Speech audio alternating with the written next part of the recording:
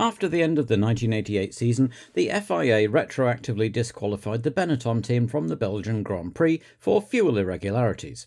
Boutsen and Nannini had finished 3rd and 4th respectively, so this now promoted Ivan Capelli to 3rd, which now counted as his first podium finish.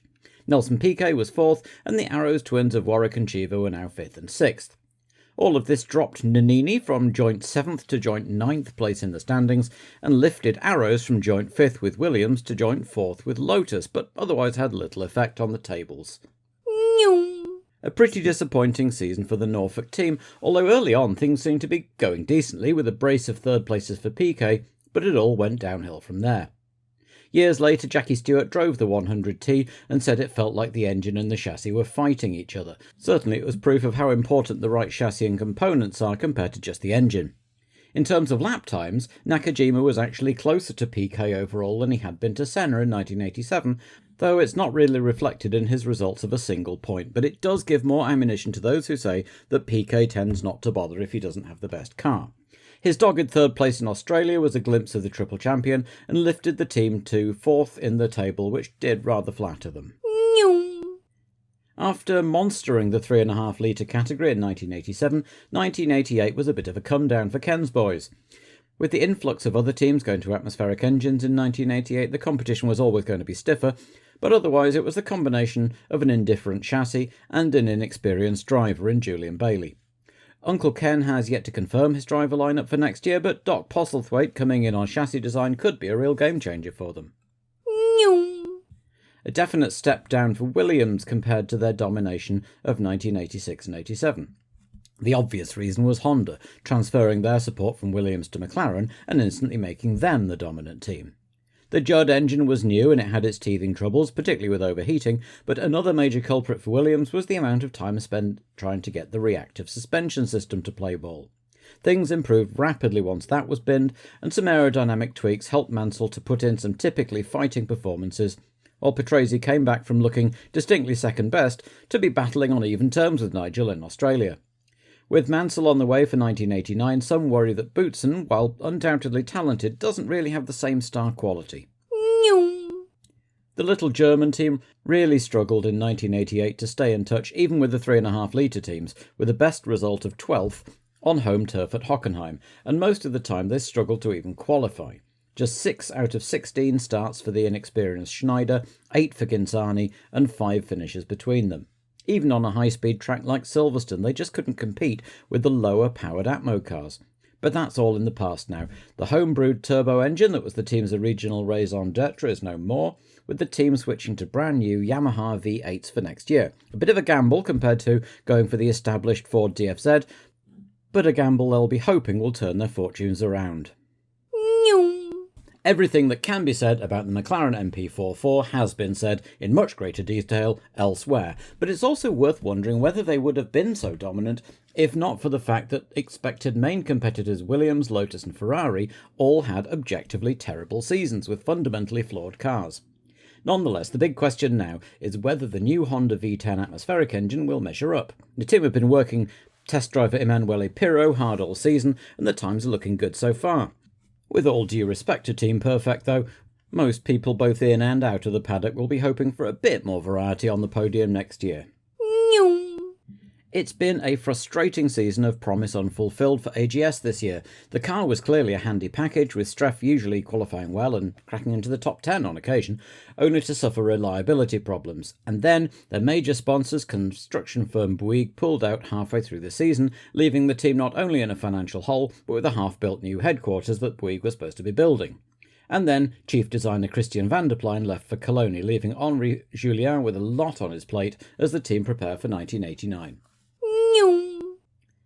As first designs go, Adrian Newey's March 881 wasn't a bad effort, and once some early reliability woes were sorted out and some aerodynamic changes made mid-season, the second half of the season was a revelation, with Ivan Capelli putting in a series of great drives to finish third twice. Gugelmin struggled to make the same impact in his rookie year, but still had his moments, and morale in the brightly coloured, laid-back team is sky high right now. Ending up joint fourth with Lotus is Arrow's best ever season as far as results go, and it could have been even better, if not for the tendency of those FIA pop-off valves to pop off too early, until just 6 races before the end, Heine Mada finally figured it out and was immediately rewarded with Chiva's 3rd place in Italy. It was still not quite enough to propel them up the order, the engine was still basically overweight and suffered from terrible turbo lag, but hopefully next year, with the talented Ross Brawn still on designing duties, and a lighter 3.5 litre engine in the back, they can continue their renaissance.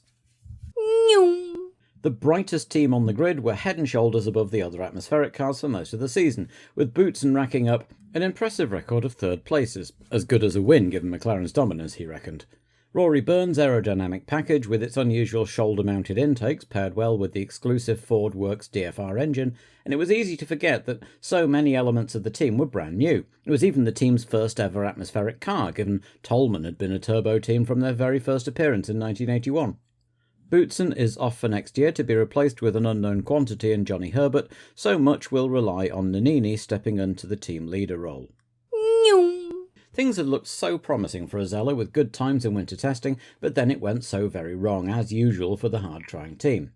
Nicola Larini did his best, finishing 9th in Monaco and running well in Britain before running out of fuel 5 laps before the end, but in the end the car's designation, the FA1L, proved somewhat appropriate. Nobody quite knows how Enzo Azella keeps going, or why, come to that, but next year will be the team's 10th in the sport and they'll be hoping for better times ahead after finally casting off what is by now a 5-year-old car. Not a bad debut year for the rookies, all told.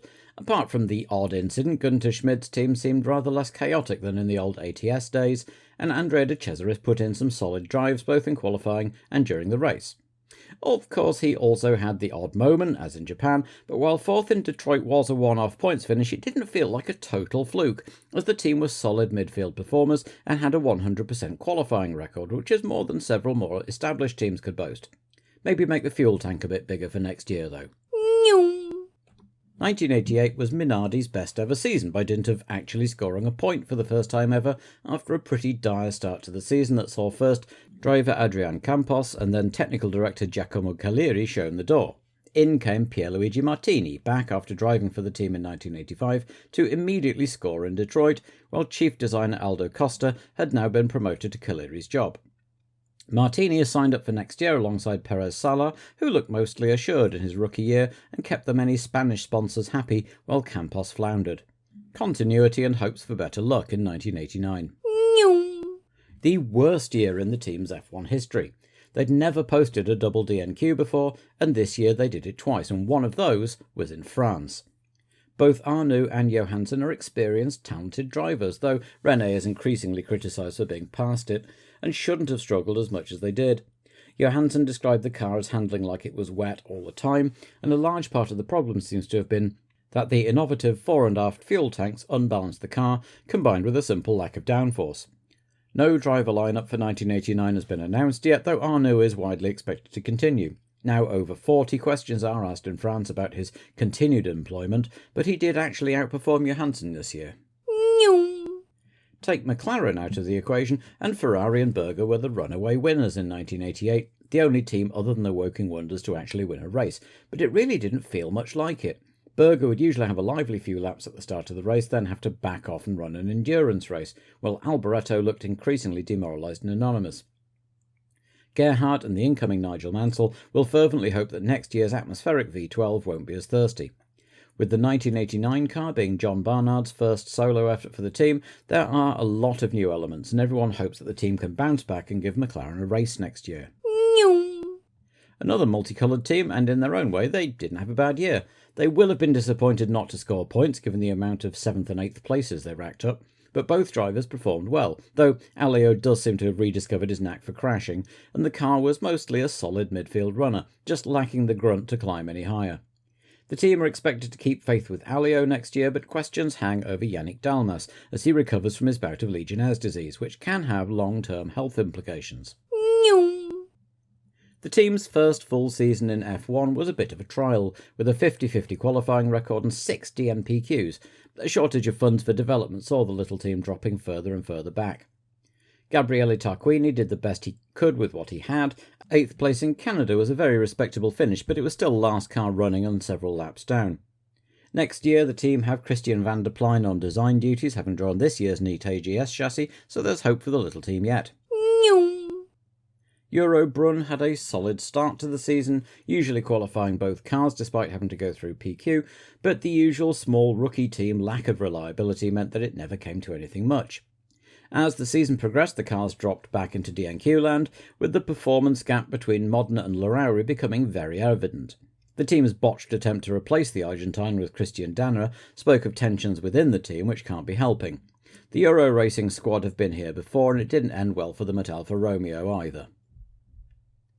The other red car had a fairly good season, all things considered. Alex Caffey may not have scored points, but he came close a couple of times and qualified for every race, except in the F3000 chassis in Brazil. Caffey is clearly a decent driver waiting for a car to allow him to show it, and the 1988 Dallara wasn't that car. But if they can keep up their solid performances going forward into 1989 with a second car for Andrea de Cesaris, they will be well placed to make progress and benefit from the misfortune of others